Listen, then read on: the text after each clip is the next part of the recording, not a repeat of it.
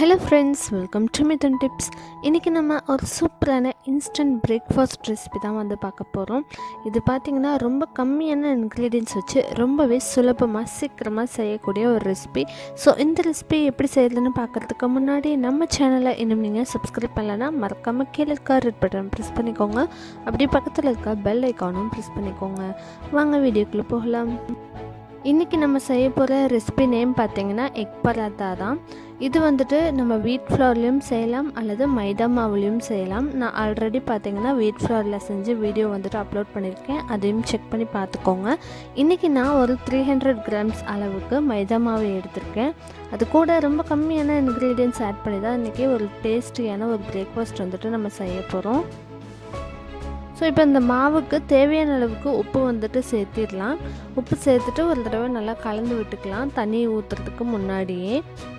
அப்போ தான் உங்களுக்கு கட்டி விழுகாமல் இருக்கும். உங்களுக்கு மாவு நல்லா சாஃப்டாக இருக்கணும் அப்படின்னா நீங்கள் வெதுவெதுப்பான பால் ஆட் பண்ணி கூட நல்லா பிசையலாம், அல்லது வெதுவெதுப்பான தண்ணி ஆட் பண்ணி பிசையலாம், அல்லது பட்டர், எக், அந்த மாதிரி நம்மளோட இஷ்டம்தான். எது அவைலபிளாக இருக்கோ, எது ஈஸியாக இருக்கோ அதை நீங்கள் எடுத்துக்கலாம். நான் இன்றைக்கி ஹாட் வாட்டர் தான் எடுத்திருக்கேன். இது கூட கொஞ்சம் கொஞ்சமாக நெய் ஆட் பண்ணி தான் நான் இன்றைக்கி மாவு பிசைஞ்சேன். ஸோ இப்போது மாவு ரெடி ஆகிடுச்சு. இந்த மாதிரி நல்லா பிசைஞ்சு வச்சுக்கலாம். மினிமம் ஒரு 30 மினிட்ஸ் இதை அப்படியே ஊற விட்டுறலாம்.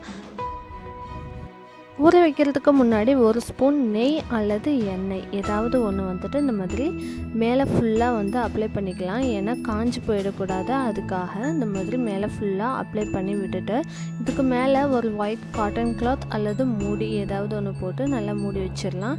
மினிமம் ஒரு 30 மினிட்ஸ் விடுங்க. இல்லைனா நீங்கள் நைட்டே பிசைஞ்சு கூட ஃப்ரிட்ஜில் வச்சிடலாம். மார்னிங் டக்குன்னு எடுத்து செய்கிறதுக்கு ரொம்பவே ஈஸியாகவும் இருக்கும். மாவும் பார்த்திங்கன்னா நல்லா சாஃப்டாகவும் நம்மளுக்கு கிடைக்கும். ஸோ இப்போ அதுக்குள்ளே நம்ம எக் ரெடி பண்ணிடலாம். நான் இன்றைக்கி ஒரு எக்குக்கு மட்டும் செஞ்சு காமிச்சிருக்கேன். ஸோ ஃபர்ஸ்ட் ஒரு எக் எடுத்துக்கலாம். அதுக்குள்ளே பார்த்திங்கன்னா நம்ம க்ரீன் சில்லி ஆட் பண்ணிக்கலாம், கொரியண்டர் லீவ்ஸ் ஆட் பண்ணிக்கலாம். நான் இன்றைக்கி கறி லீவ்ஸ் மட்டும்தான் ஆட் பண்ணியிருக்கேன். நீங்கள் ஈவன் டொமேட்டோ கூட ஆட் பண்ணிக்கலாம். உங்களுக்கு எது இஷ்டமோ அந்த மாதிரி டேஸ்ட்டுக்கு தகுந்த மாதிரி ஆட் பண்ணிக்கலாம். நான் இன்றைக்கி ரொம்ப சிம்பிளாக தான் எடுத்திருக்கேன். ஸோ ஃபர்ஸ்ட் ஒரு எக் எடுத்தாச்சு. அது கூட கறி லீவ்ஸ் நல்லா பொடியாக கட் பண்ணி அதையும் சேர்த்துட்டு அது கூட கொஞ்சமாக உப்பு சேர்த்துட்டு காரத்துக்கு மிளகாய்த்தூள், தனி மிளகாய்த்தூள் நான் சேர்த்திருக்கேன். அதையும் சேர்த்துட்டு நல்லா பீட் பண்ணிக்கோங்க. கொஞ்சம் ஸ்பைஸியாக இருந்தால் நல்லாயிருக்கும். நான் எடுத்திருக்க மிளகாய்த்தூள் பார்த்திங்கன்னா கொஞ்சம் காரம் அதிகமாகவே இருக்கும். ஸோ அளவாக சேர்த்திருக்கேன். எக் நல்லா பீட் பண்ணிக்கோங்க. அப்போ தான் நல்லா சாஃப்டாக லேயர் மேலே இருக்கும். நான் ஆல்ரெடி செஞ்சுருக்கேன் அந்த வீட் எக் பராத்தில் பார்த்திங்கன்னா தக்காளி எல்லாமே ஆட் பண்ணியிருந்தேன், க்ரீன் சில்லி எல்லாமே ஆட் பண்ணியிருந்தேன். அது ஒரு வகையான டேஸ்ட் கொடுக்கும். இது ரொம்ப சிம்பிளாக செய்கிறதுனால நான் ஜஸ்ட் மிளகாய்த்தூள், உப்பு, அதுக்கப்புறமா கறிவேப்பிலை இது மட்டும்தான் ஆட் பண்ணியிருக்கேன். இப்போது அதனால் பீட் பண்ணி வச்சுட்டு நெக்ஸ்ட் நம்ம மாவு தேய்க்க ஆரம்பிச்சிடலாம். இந்த மாதிரி மாவு உருட்டி வச்சுருந்ததை எடுத்து ஈவனான பால்ஸ் நம்மளுக்கு கிடைக்கணும். அதுக்காக இந்த மாதிரி நல்லா நீட்ட வாக்கில் மாவு தேய்ச்சி விட்டுட்டு கட் பண்ணி எடுத்துக்கலாம். இப்போ நம்ம கையிலேயே கூட ஸ்ப்ரெட் பண்ணி விட்டுக்கலாம், அல்லது இந்த மாதிரி தேய்ச்சி கூட எடுத்துக்கலாம்.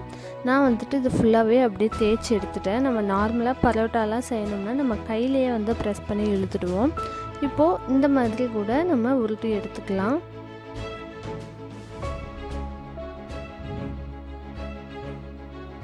ஸோ அவ்வளோதான். எந்த இடத்துலையும் பார்த்திங்கன்னா ஒரு மேடு பள்ளம் இல்லாத மாதிரி எல்லா பக்கமே ஈவனாக இருக்கிற மாதிரி தேய்ச்சிக்கோங்க.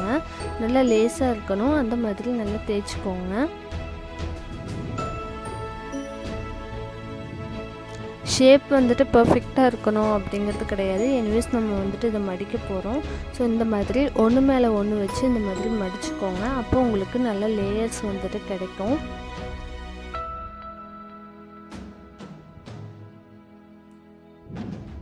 ஸோ இதே மாதிரி ஃபுல்லாக மடித்து எடுத்துடலாம். அவ்வளோதான். இதை அப்படியே ஃபுல்லாக சுற்றிட்டு லைட்டாக கையிலேயே ப்ரெஸ் பண்ணி விட்டுக்கலாம். அதுக்கப்புறமா லேஸாக தேய்ச்சிக்கலாம். ரொம்ப அழுத்தி தேய்க்கக்கூடாது. அப்படி தேய்க்கும் போது உங்களுக்கு லேயர்ஸ் கிடைக்காம போயிடும். ஸோ இந்த மாதிரி லைட்டாக ப்ரெஸ் பண்ணி விட்டுக்கோங்க. அதுக்கப்புறமா லைட்டாக அந்த மாதிரி தேய்ச்சிக்கோங்க. உங்களுக்கு எந்த அளவுக்கு பராத்தா திக்னஸ் வேணுமோ அதுக்கு தகுந்த மாதிரி கூட நீங்கள் வந்து சேர்த்திக்கலாம். இன்றைக்கி பார்த்தீங்கன்னா நான் வந்துட்டு இந்த மாதிரி லேயர்டு பராத்தா வந்து எடுத்திருக்கேன். நார்மலாக நம்ம சப்பாத்திக்கு பிசைவோம் இல்லையா, அந்த மாதிரி பிசைஞ்சு ஒரே ஒரு லேயர் ஜஸ்ட்டு நார்மலாக சப்பாத்தி சுடுற மாதிரி கூட சுட்டு அதில் கூட நம்ம அந்த எக் வந்து ஆட் பண்ணி சுட்டாலும் அதுவும் ஒரு விதமாக நல்லா தான் இருக்கும். ஸோ இப்போ பார்த்திங்கன்னா நம்ம ஃபஸ்ட்டு மடித்து லேயருக்காக அப்படி செஞ்சோம்.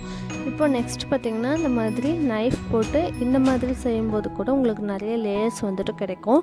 நான் ஏற்கனவே இன்னொரு வீடியோவும் போட்டிருக்கேன், பரோட்டா எப்படி செய்கிறது அப்படின்னு சொல்லிட்டு, அதுவும் பார்த்துக்கோங்க. அதுவும் பார்த்திங்கன்னா நான் பட்டர் வச்சு தான் வந்து மாவு பிசைஞ்சிருந்தேன். அதுவும் நல்லா சாஃப்டாக வந்துட்டு நிறைய லேயர்ஸோடு வந்து பரோட்டா கிடச்சிது. அதோட லிங்க்கும் பார்த்திங்கன்னா நான் ஐகார்டில் கொடுக்குறேன், செக் பண்ணி பார்த்துக்கோங்க. நெக்ஸ்ட்டு பேன் ஹீட் பண்ணிக்கோங்க. அதில் பட்டர் அல்லது நெய் அல்லது எண்ணெய் ஏதாவது ஒன்று வந்து ஆட் பண்ணிக்கோங்க. ஆட் பண்ணிவிட்டு அதில் நம்ம தேய்ச்சி வச்சுருக்க இந்த பராத்தா எடுத்து ப்ளேஸ் பண்ணிக்கோங்க. அதுக்கு மேலே நம்ம பீட் பண்ணி வச்சுருக்கிற எக் வந்துட்டு கொஞ்சம் கொஞ்சமாக விட்டுக்கோங்க. உங்களுக்கு இந்த எக் கூட அடிஷ்னலாக வேணும்னா கறி லீவ்ஸ் கூட நீங்கள் மல்லித்தலை ஆட் பண்ணிக்கலாம். பச்சை மிளகாய், தக்காளி, வெங்காயம் எது வேணும்னாலும் ஆட் பண்ணிக்கலாம். நம்ம இன்றைக்கி வந்துட்டு ரொம்ப சிம்பிளாக செய்கிறதுனால ஜஸ்ட்டு வந்துட்டு சில்லி பவுடர், உப்பு, கறிவேப்பிலை இது மட்டும்தான் ஆட் பண்ணியிருக்கோம். ஆனாலும் இதுவே பார்த்திங்கன்னா ஒரு நல்ல டேஸ்ட் கொடுக்கும். நீங்கள் மிளகாய் தூளுக்கு பதிலாக நீங்கள் வந்து பெப்பர் பவுடர் கூட ஆட் பண்ணிக்கலாம், அதுவும் நல்லாயிருக்கும்.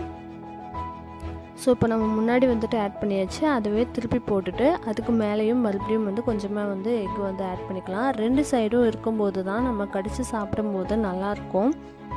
ஸோ அதுக்கு மேலே கொஞ்சமாக எண்ணெய் விட்டுக்கலாம். இது நல்லா செவந்து வர்ற வரைக்கும் குக் பண்ணிக்கலாம். மீடியம் ஃப்ளேமில் வச்சு குக் பண்ணிக்கோங்க. அப்போ தான் வந்துட்டு உள்ளேயும் நல்லா வெந்திருக்கும். இல்லைன்னா மேலே எக் மட்டும்தான் வந்திருக்கும், உள்ளே பார்த்திங்கன்னா மாவாக இருக்கும். ஸோ மீடியம் ஃப்ளேம்லேயே வச்சு குக் பண்ணிக்கோங்க.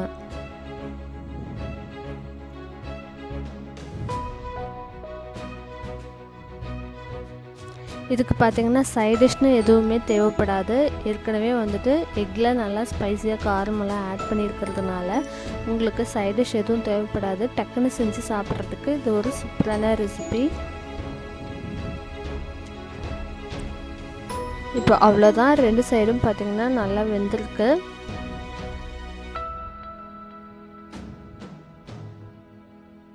இதை அப்படியே எடுத்து நம்ம சர்வ் பண்ணிடலாம். இது வந்துட்டு மீதமான பரோட்டா இருந்தால் கூட இந்த மாதிரி எக் பீட் பண்ணி இதில் ஆட் பண்ணி நம்ம செஞ்சுக்கலாம். அதுவும் ரொம்பவே டேஸ்டியாக இருக்கும். இப்போ பார்த்திங்கன்னா நம்மளுக்கு நல்லா லேயரோட நல்லா வந்து சாஃப்டான பரோட்டா வந்துட்டு கிடச்சிருக்கு.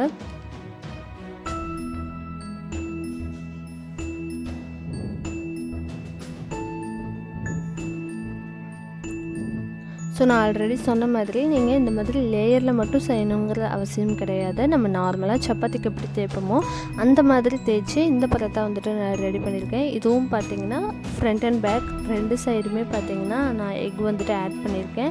இதுவும் பார்த்திங்கன்னா சாப்பிட்றதுக்கு ரொம்பவே நல்லாயிருக்கும். இன்ஸ்டண்ட்டாக செய்கிறதுக்கு ரொம்பவே வந்து ஹெல்ப்ஃபுல்லாக இருக்கும் இந்த ரெசிபி உங்களுக்குன்னு நினைக்கிறேன். பரோட்டா சால்னா ரெசிபி கூட ஆல்ரெடி நான் அப்லோட் பண்ணியிருக்கேன்.